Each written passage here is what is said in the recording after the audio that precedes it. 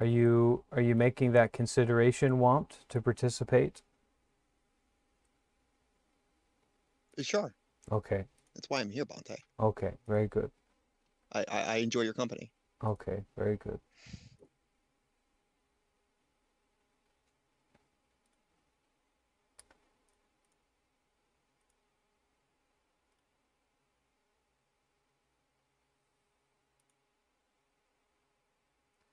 Okay. So let's say just a few more minutes to settle in, to make that kind of determination that we want to practice together. We're not taking a meditation retreat. We're not going to be moving in together, but we are setting a particular intention in our mind to practice together. And so really making that sincere intention and kind of planting that seed in your heart, in your mind right now.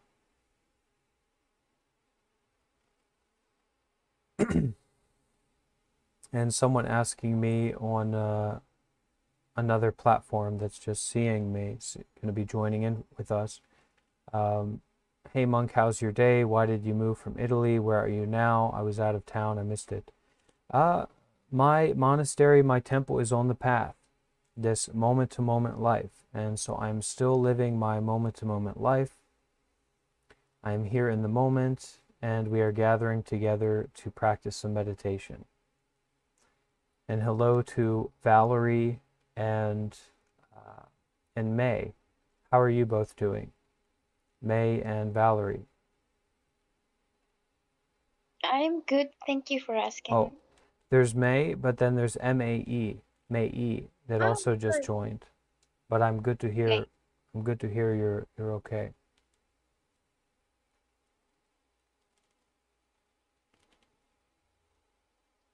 Monk, what sort of plants does your monastery cultivate?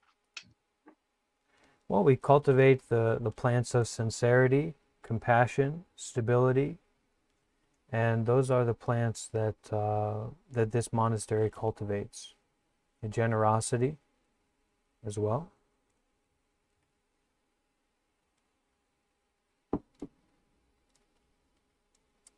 Do you also interact with the green things? No, we I'm not doing anything like that at the moment, but in the future, who knows? Okay, so May is good today. That's great, and Valerie is fine, but couldn't talk right now. That's great. We don't need to talk. It's just about we showing up to practice together, right?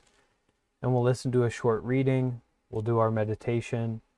We'll do a few words of metta together, kind of planting a few seeds deep in the soil of loving kindness. And then we'll open it up. We'll see if anyone has some questions before we finish or anything like that. Okay.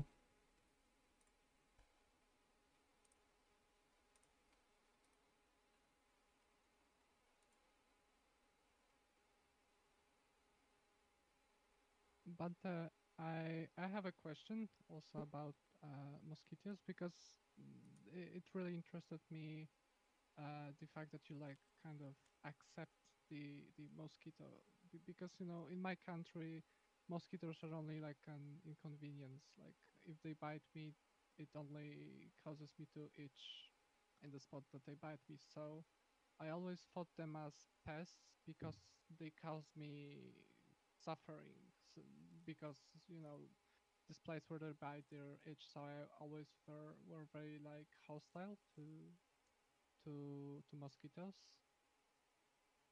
Uh, and yeah, so I wanted to ask what about when mosquito cause, of course not it is not planned for a mosquito to hurt me or cause any discomfort to me, but regardless of that, they cause suffering to me when they bite me. Right. So it's really a consideration about our mind. The suffering that is a problem for us is in our mind. It's not so much about a kind of general inconvenience. Um, so think about the mind that comes up that you just described, when you're dealing with mosquitoes. Think about that mind. So immediately when you see a mosquito, you're now worried about it. Once that mosquito lands on you and begins to drink your blood, you have this kind of aversion and this disgust for the mosquito, and you have an intention and a feeling to get rid of it. Then, after you're bitten or before you're even bitten, you get this mind of now you're worrying about, oh, I'm going to have this minor inconvenience. I'm going to have this itchiness. I'm going to have this problem. So all of these qualities of mind are the real suffering, and that's all coming from this self-clinging, this separation, this boundary that you're putting up between you and the mosquito. So 100%, take care of yourself and manage that situation as best you can. Even more so if you're in one of these tropical countries. I've gotten sick many times from mosquito viruses while living in Myanmar or Thailand or India. You can get really, really sick. But usually in a Nordic country or in a Western country, there's not so much to worry about, really. You have a little bite, maybe you have an itch or something like that. And if you don't have so much to worry about, and you're going to have to determine that for yourself, but if you don't have so much to worry about, think of the quality of mind when you have a mosquito come in and land on you, and you bring up this thought of, wow, this is going to give life to that mosquito. I'm able to offer and be patient and have a kind of tolerance for this mosquito, and to bring about these feelings of generosity and kindness to this small being. It's so precious, it's so small that you could end its whole life with just the flick of a finger. So take it from that approach and try to deal with the mind rather than the kind of material aspect of it. Deal with the more subtle aspect of it versus the more gross. I see. Thank you, Bhante. Mm-hmm. And Mitajai says, do you often spend time to look at animals?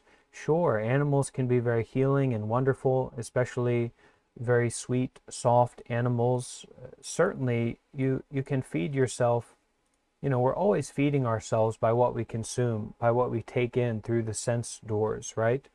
And so rather than watching some kind of public freakouts on Reddit or some kind of weird conflict kind of stuff, watch furry, small, little, sweet baby animals. That's far better to consume, far better content to consume than, all these other things that are on the internet. So you can certainly do that.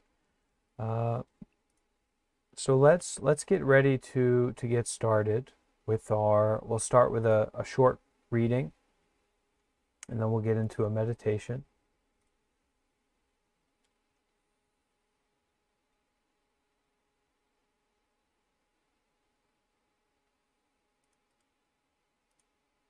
And then we'll get into a meditation.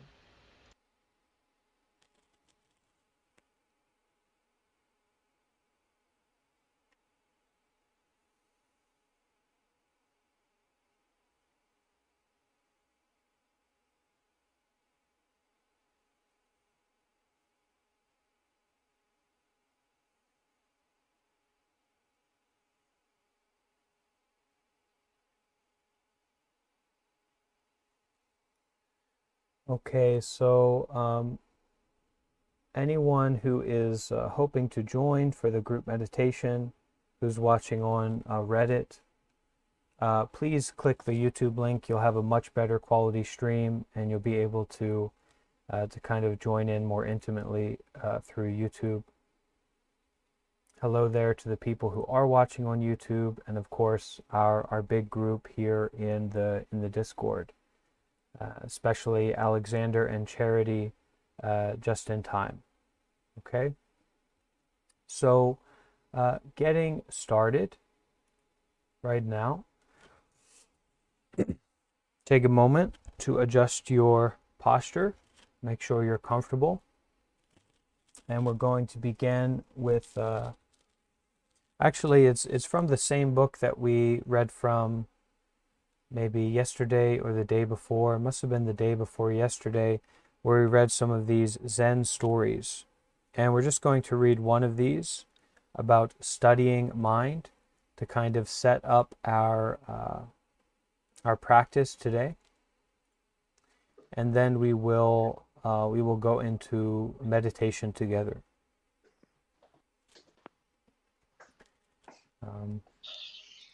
Okay, hello there, Soon Thorn. Glad to have you here, but please do be aware of your microphone. Okay, so the title of this reading today is Studying Mind. And this is from a collection of Zen stories. And we listen to this reading from our heart, from our body, and we kind of take this this moment to already bring ourselves to the meditation practice. So we're already kind of putting our focus and putting our mind onto the breath. We're starting to feel our body and the intimacy, the sincerity of being here together. You know, we're really bringing that up as we listen to this reading. Okay. So the title, Studying Mind.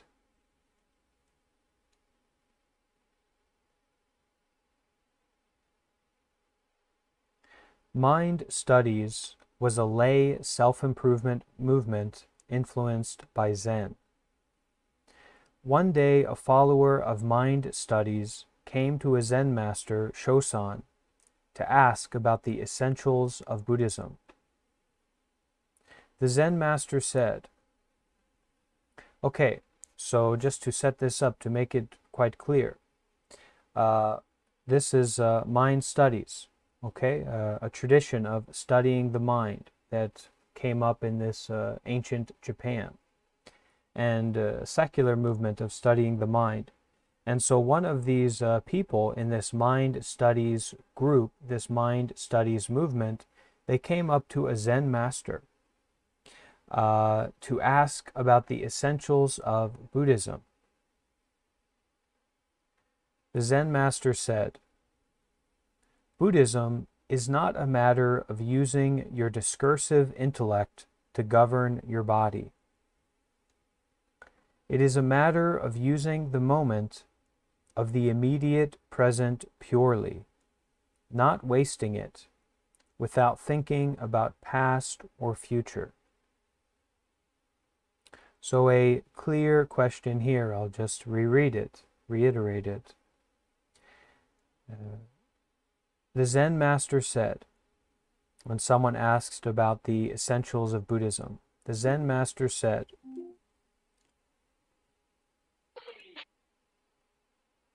Buddhism is not a matter of using your discursive intellect to govern your body. It is a matter of using the moment of the immediate present purely, not wasting it, without thinking about past or future. This is why the ancient teachers exhorted people, first of all, to be careful of time. This means guarding the mind strictly, sweeping away all things, whether good or bad, and detaching from the ego, or detaching from self-clinging, this mind of getting and getting rid of. Oh, I'm going to get this special experience. Oh, I'm going to get rid of this experience I don't like. Furthermore, the Zen master continued, for the reformation of mind, it is good to observe the principle of cause and effect. For example, even if others hate us, we should not resent them. We should criticize ourselves, thinking why people should hate us for no reason, assuming that there must be a causal factor in us, and even that there must be other as yet unknown causal factors in us. Now, I do want to say something about this, because in a Western society we have a a kind of unique masochistic quality of mind, this kind of quite selfish, dark, self-abusive mind. And for with an awareness of that, this criticizing ourselves is more to take someone's outside blame and to use it for our own self-inquiry. So rather than, we feel that someone hates us or someone dislikes us, rather than taking that experience and wrapping ourselves up in it, this narrative about they hate me and they shouldn't, and this person's wrong and I'm right, and getting into this whole self narrative, this wrapping up around ourselves, we should use that. Even if others hate us, we should not resent them. We should use that as this inspiration to look at what's going on within us. What is our reactivity? What is our involvement? How did we get ourselves in that position to have this kind of this feeling? And this is so that when difficulty comes up for us, rather than getting into this feeling about I should, this victimhood, or I shouldn't be having this experience, or it's someone else's fault that I'm having this experience, we should take responsibility for it and use it for our own inner work.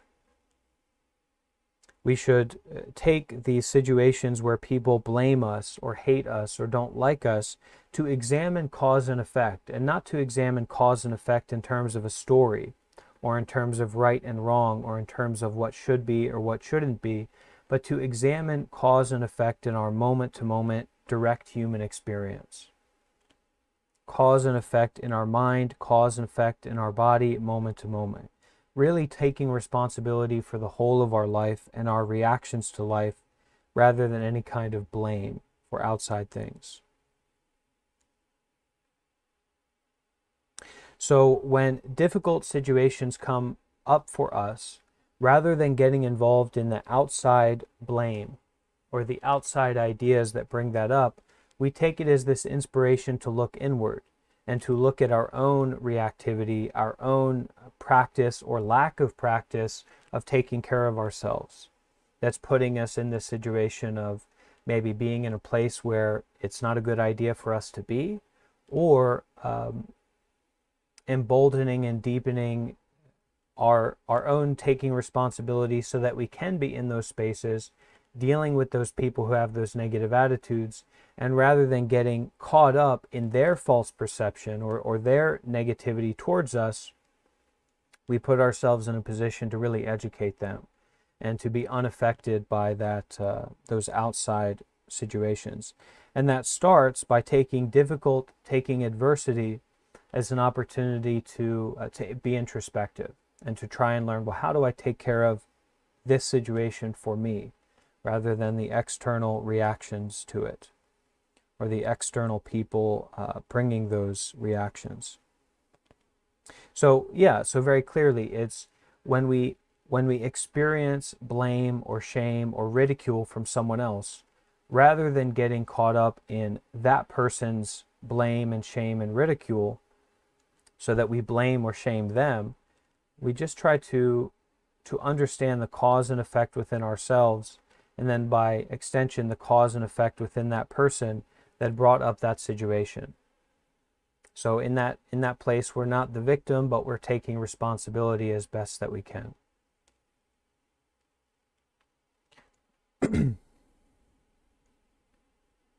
Maintaining that all things are effects of causes, we should not make judgments based on subjective ideas. On the whole, things do not happen in accord with subjective ideas. They happen in accord with the laws of nature, or the happenstance of cause and effect. So things do not happen because of subjective ideas.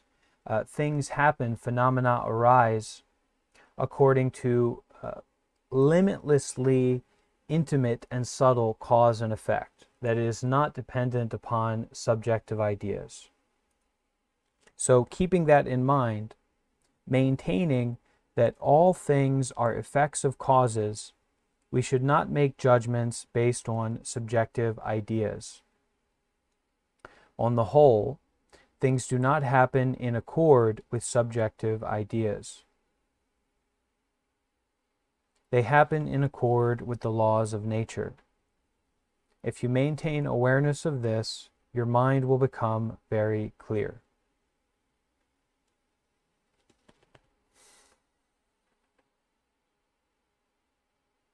So when we practice meditation, we get caught up in all kinds of subjective ideas, right? It becomes the platform on which we meditate.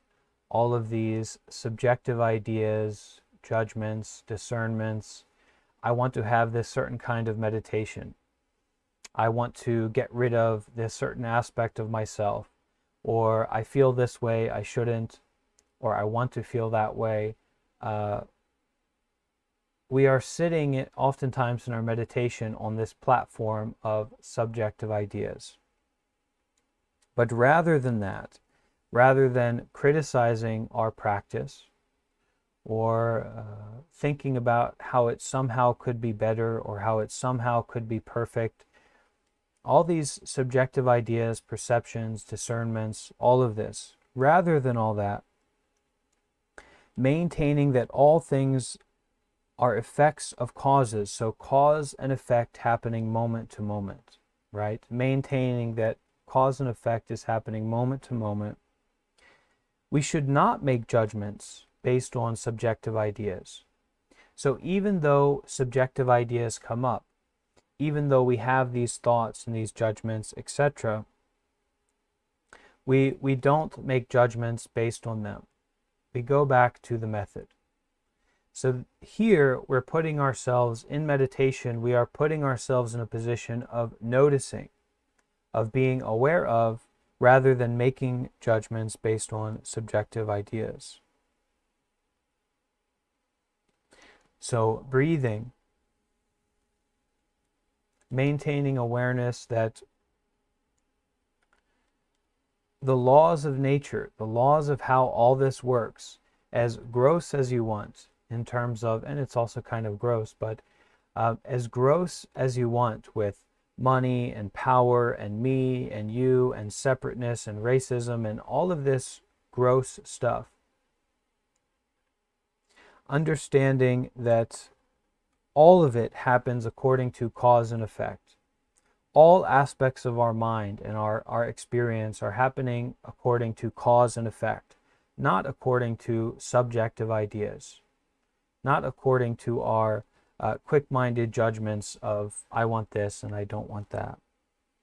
Maintaining an awareness of this, your mind will become very clear. So today, our subject of meditation, our practice of meditation, will be maintaining this awareness of cause and effect through the vehicle, through the method of focusing on our breath. Being with our breath, feeling the breath as it comes in through our nose and goes out. So we are taking as our practice this awareness of how things are, this awareness of cause and effect through the method of following our breath as it comes in and goes out.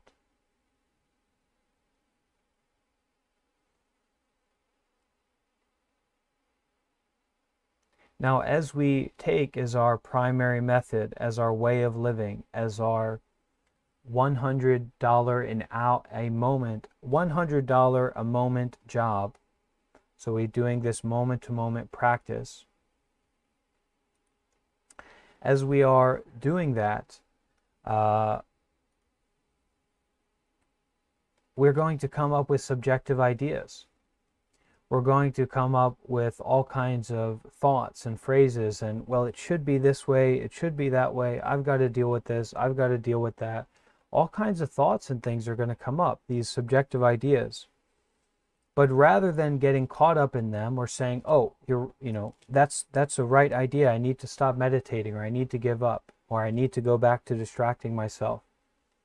Rather than getting caught up in all that, we go back to our breath, we go back to our method, and are continuing noticing and being aware of cause and effect. Experiences are coming up, thoughts, feelings, perceptions, all kinds of stuff coming up and going away. And through this method, this avenue of being with our breath, we are maintaining this awareness of cause and effect and living this moment-to-moment life. Okay, so any questions before we begin to meditate together? Is the method clear? Is the approach clear in what we're going to be doing?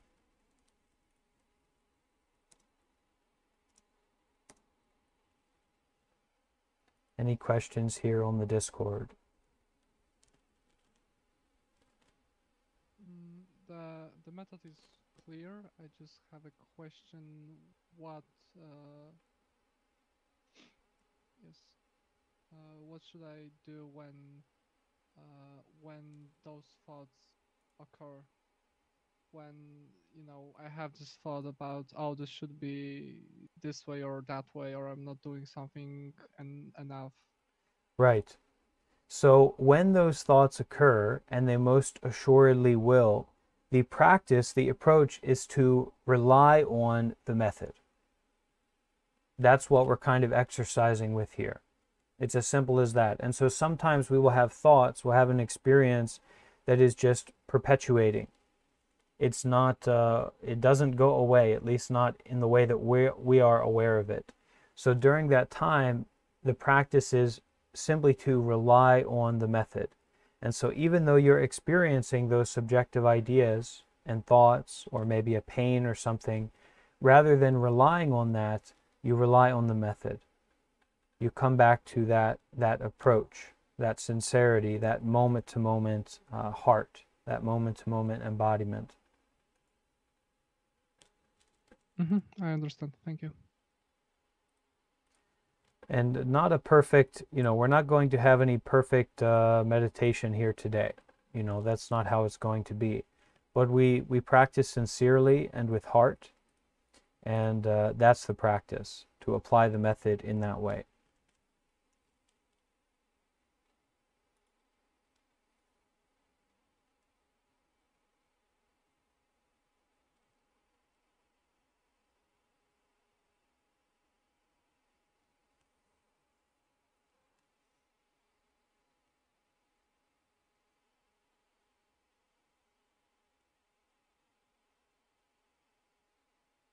Ali is asking, is it possible to rely on the method effortlessly or learn to do that over time?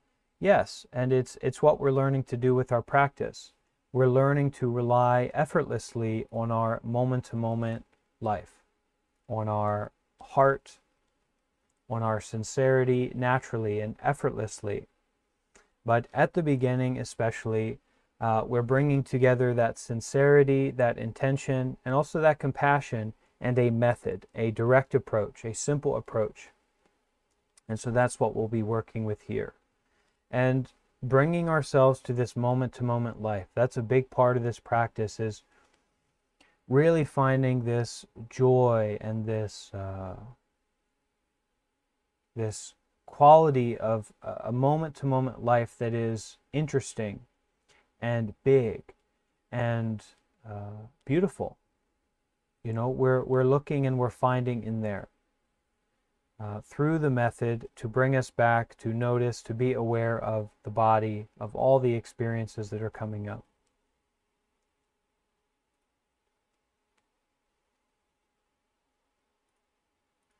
Okay, so let's go ahead and begin our meditation.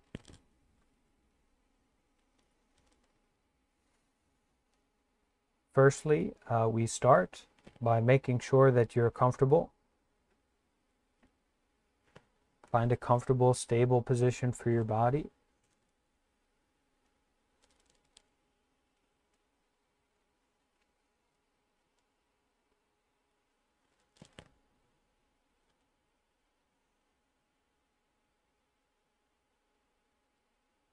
And as you find that position, you can turn your attention, your light, your awareness inward.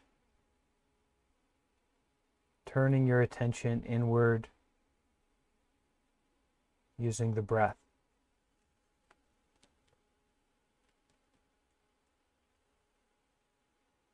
Feeling the breath flowing in through the nose, filling up the lungs,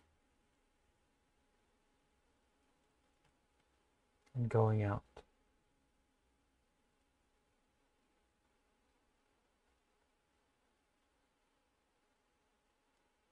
The breath coming in,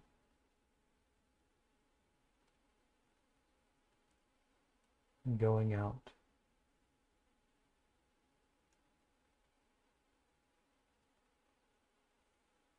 Relax, but also be attentive.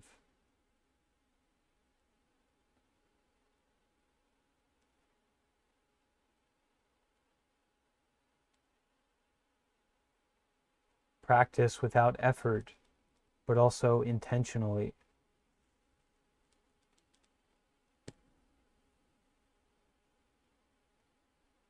Just breathing, being aware of the body,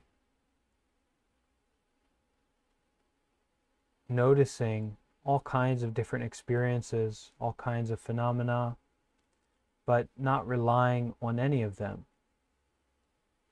Noticing them, getting caught up in them, perhaps, but relying on the breath, relying on the method.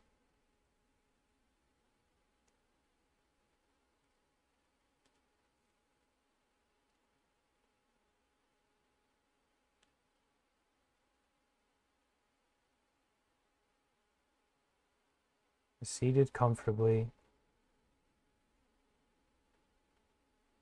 turning our attention inward,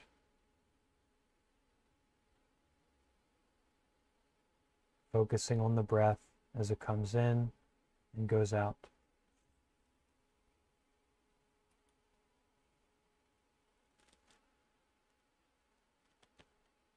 Whenever we get distracted,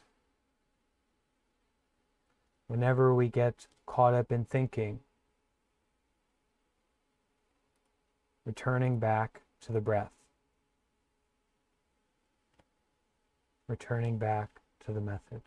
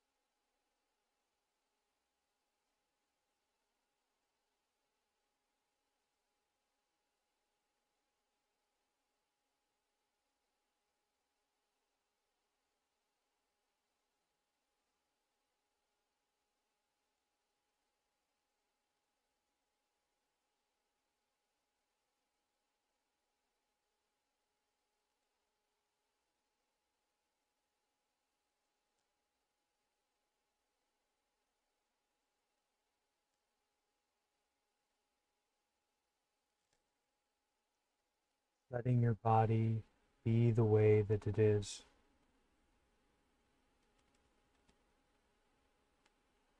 allowing your mind to be the way that it is, sincerely doing nothing, just breathing, just being aware.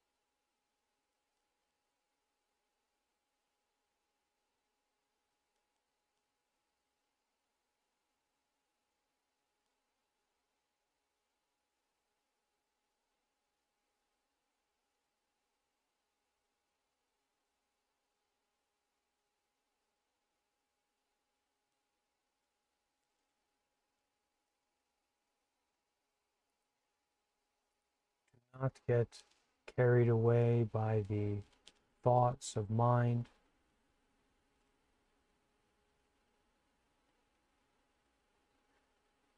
Don't fall into a trance-like state. Following the method, following the breath, doing nothing, breathing and being aware.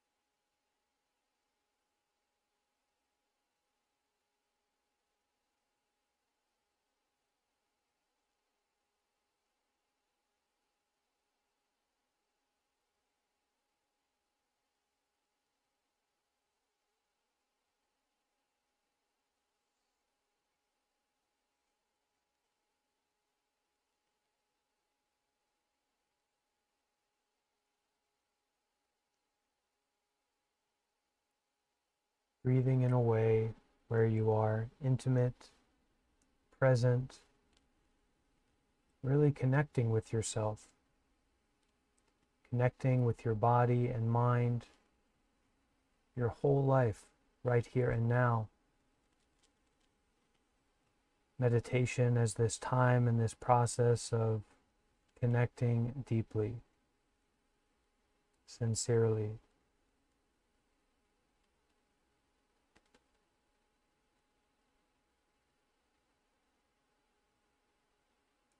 Feeling that connection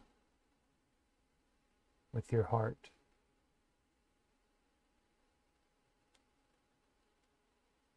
With your peace.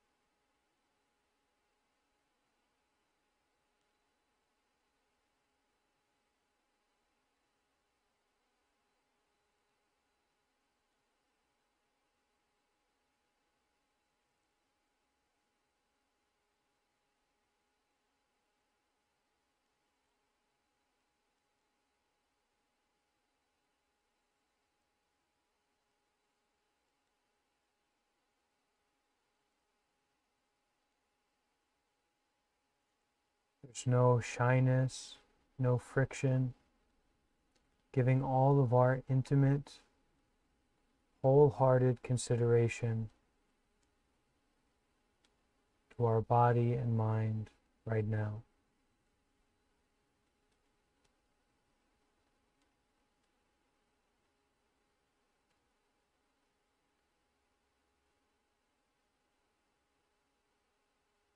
Truly connecting with ourselves.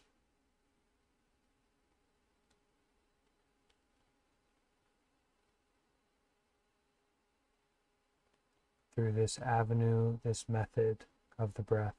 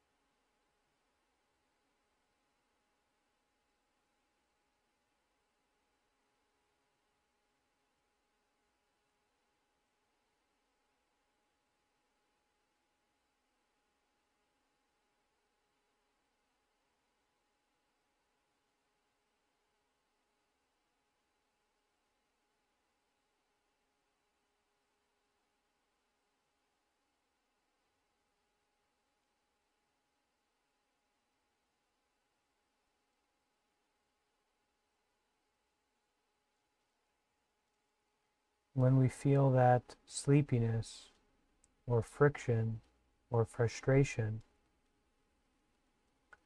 getting caught up in thinking, whatever it might be, when we lose that connection, coming back to the breath,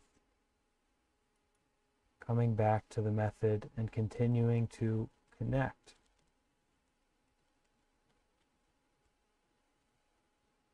To really show up with each and every breath.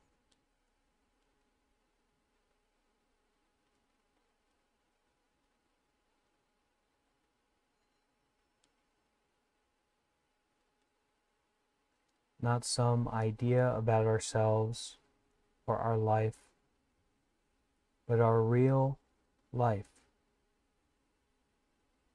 here and now. Being aware of the in-breath, being aware of the out-breath.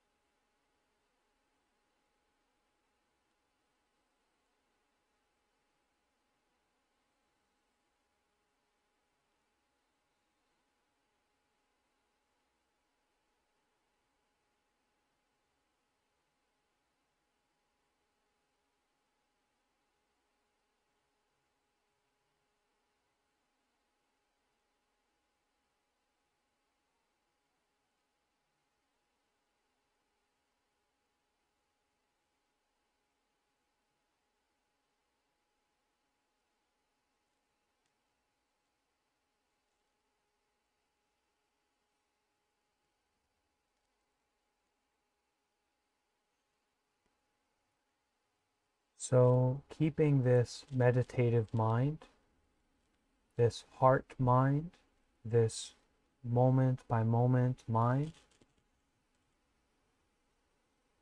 this breath, staying close to it, we're going to do a guided metta meditation. It won't be too long, but the practice here is to really put our sincerity into these words, and it may not be a usual way of using our thinking and our thoughts. It's not about making the perfect voice of loving kindness, but more that we are planting the seeds and finding out what it feels like, what it's like to use our mind in this way, to use our mind to bring up, to cultivate metta, loving kindness or loving friendliness. Okay, so simply repeating after me, either with your inner voice or your outer voice, up to you.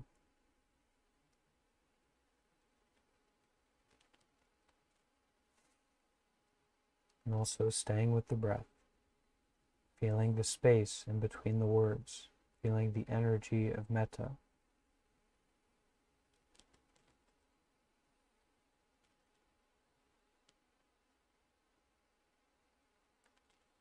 May I be happy.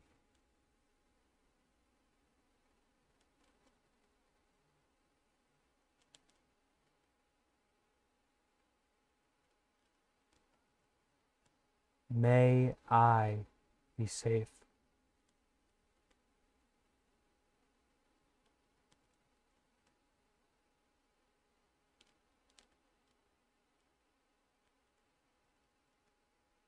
May I be healthy.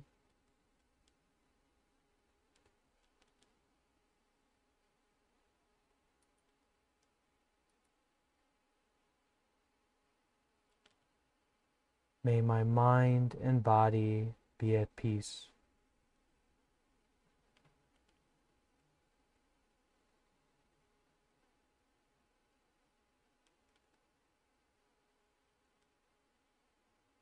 May I truly be happy.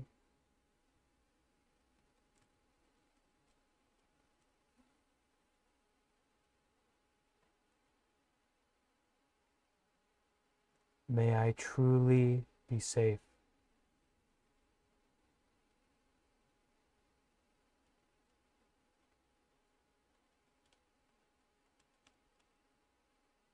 May I truly be healthy.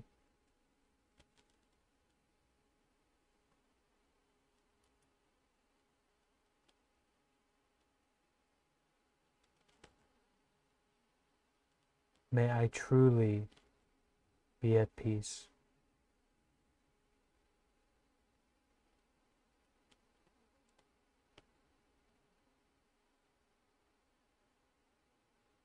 Feeling that sincerity when we wish happiness, safety, health, and peace towards ourselves. Feeling that we truly mean that. We feel it. Will now bring to mind someone that we love, someone that we really care about, someone that is precious to us. Bringing them to mind and repeating after me.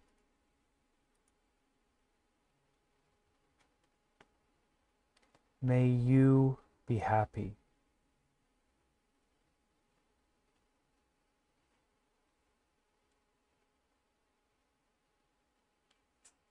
May you be safe.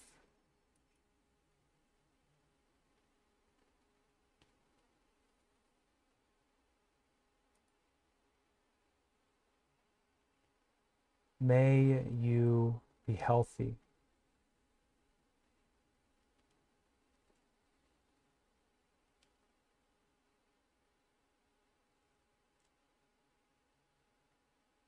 May your mind and body be at peace.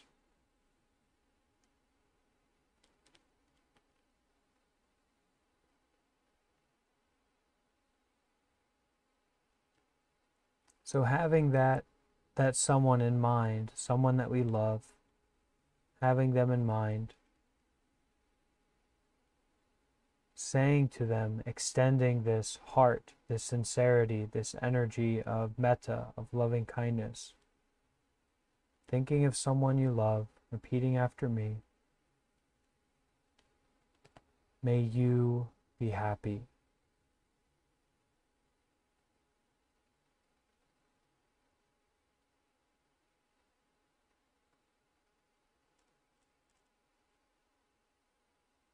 May you be safe.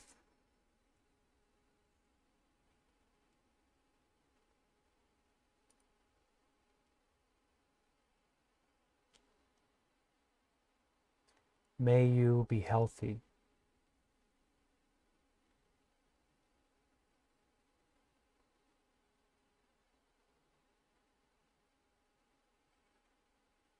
May you be at peace.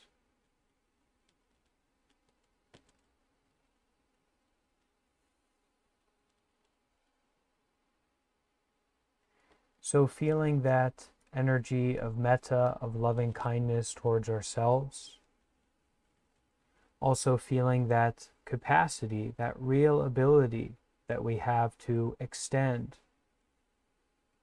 that loving kindness towards others, towards someone that we love. Finally, repeating after me and joining your hands, your palms together, if you feel comfortable to do so.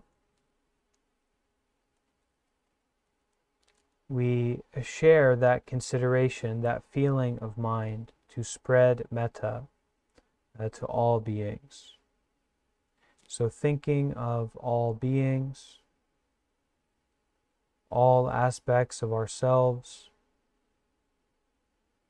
beings who are big or small, near or far away, good or bad, born or yet to be born.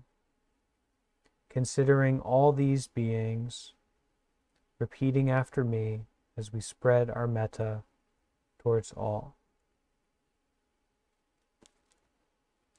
May all living beings in the world be happy.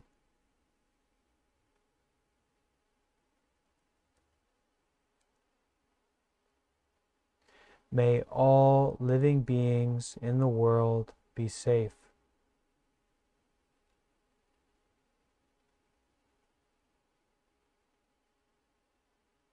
May all living beings in the world be healthy.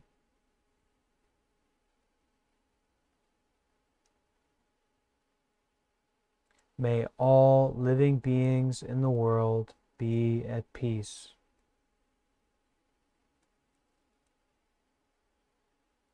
For a final time, may all living beings in the world be truly happy.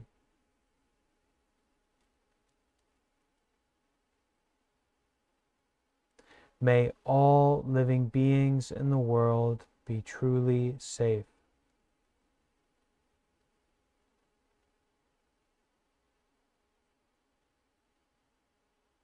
May all living beings in the world be truly healthy.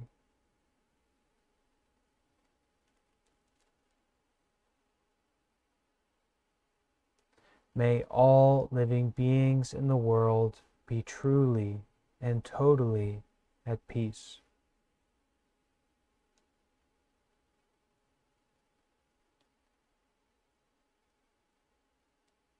May it be so. May it be so. May it really be so.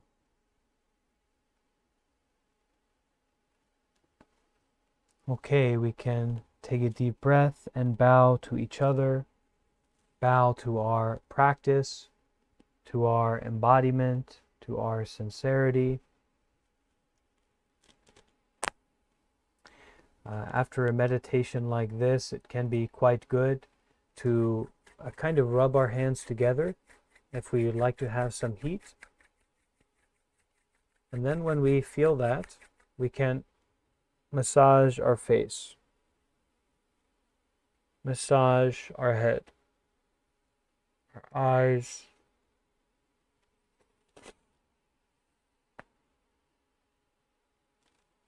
maybe our jaw muscles,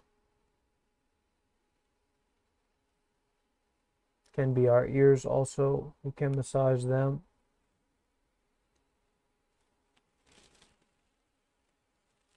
And our neck. Yeah, after we take a meditation, it's really good to give ourselves kind of a self massage, especially our face, our head, our neck. Sometimes we store a lot of tension there. But after you meditate, you can massage your whole body. It's a very good practice to do. Keeping in mind that this practice of following our breath, of being intimate with ourselves, is not something we only do right now. It's something that we bring into our life. It's a moment-to-moment practice. It is a moment-to-moment life. So I want to thank everyone very sincerely for joining in this group meditation, this reading, and we'll now open up the space here in the Discord for some discussion, for some questions, if anyone does have them, and hopefully see you tomorrow for another group meditation reading. We'll see what comes up, okay? And thank you to the people watching on YouTube as well. I hope you enjoyed the practice, and everyone who's joining, we're supporting one another. So I'm thankful for our whole community here. All right. Bowing out on YouTube. We'll end our live stream here. And take care of yourself, and see you again soon, I hope.